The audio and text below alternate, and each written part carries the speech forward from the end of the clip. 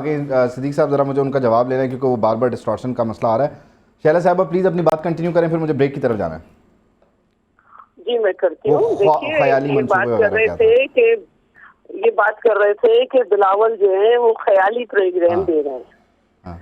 अब ख्याली प्रोग्राम जो थे वो थे 1 करोड़ नौकरियां, 50 लाख घर, कर्जा नहीं लूंगा वरना खुदकुशी कर लूंगा, और उसके बाद इतना कर्जा लिया कि 2 हुकूमतों ने जितना 10 साल में लिया था। तो कहने का मतलब ये है, बिलियन ट्री सुनामी, अगर आप केपी का रकबा देखें तो वो अगर शुरू करे जाए एक हाथ के फासले पे लगा जाए तो इस्लामाबाद और फिर सिंध तक पहुंचे। तो जिनका बारे में उनका वजीर खजाना ये कह दे कि कोई माशी पॉलिसी नहीं थी, हर थोड़े महीने के बाद एक तजर्बा करते थे, वो हमसे बात कर रहे हैं जिसने उस वक्त हुकूमत संभाली जब परवेज मुशर्रफ जो है वो दहशतगर्दी के नाम के सारे फंड खा चुका था। तो आप हमें बता रहे हैं जिसने सीपैक दिया, जिसको आपने रोल बैक कर दिया। पाकिस्तान में 18वीं तरमीम के बाद सूबे 50 मेगावाट से ज्यादा बिजली बना सकते हैं। आपने सूबे के लिए कख नहीं बनाई। आपके सूबे पे कर्जा था 79 बिलियन जब आपने हुकूमत संभाली, 10 साल में 1000 बिलियन।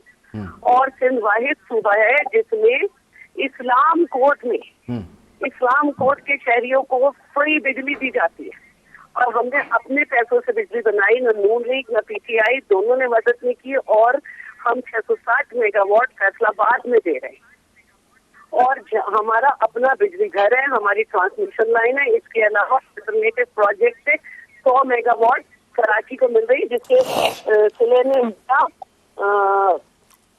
जो है वो वजीर आला साहब मुराद अली शाह भुगत रहा है पेशियां। तो आप हमें बता रहे हैं कि हम बिजली क्या करेंगे? हम भाई इस्लाम कोर्ट में फ्री दे रहे हैं। आपको पता है कि 300 यूनिट वाला मामला कह रहे हैं, वो इतना सारा जब आप फ्री कर देंगे तो खसारे में चले जाएंगे। आपको पता है पूरे बागडोर में फ्री बिजली कई साल से मिल रही है। आप इस्लाम कोर्ट में कितनी आबादी है क्या, और 100 मेगावाट, और पाकिस्तान में 40,000 मेगावाट बिजली पैदा होती है। अब 100 मेगावाट तो बैटरी में भी है। आप इनको दरमियान में बोलने से मना करें।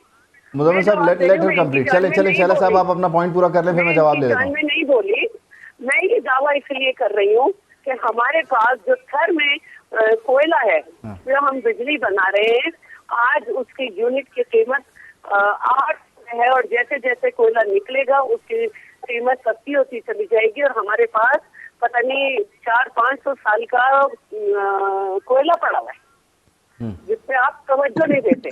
तो मेरा कहने का मतलब ये है कि हम हवा में रह के बात नहीं करते। अल्लाह आपको 500 साल लंबी उम्र दे। डेवलपमेंट प्रोग्राम दिया हमने, सक्सेसफुल प्रोग्राम दिया खवातीन का, जो कि यूरोपीय यूनियन की वेबसाइट पे देख सकते हैं। और पब्लिक प्राइवेट पार्टनरशिप में पाकिस्तान पीपल्स पार्टी सिंध की गवर्नमेंट का एशिया में 6ठा नंबर है। सिद्दीक साहब ने आपको दुआ दी है कि अल्लाह ताला आपको 500 साल लंबी उम्र दे, और मुजम्मिल भाई जो है वो कहका लगा रहे हैं, वो समझा रही हैं इतना कोयला है, इतने वसाइल हैं हमारे पास। मुजम्मिल साहब कई लगा रहे थे, वो कई लगा रहे थे, पता चला पेट फट गया। मैं अपनी सीनियर लीडर से सवाल कर रहा हूँ, 2000 अरब रुपए कहाँ से लाएंगी ये?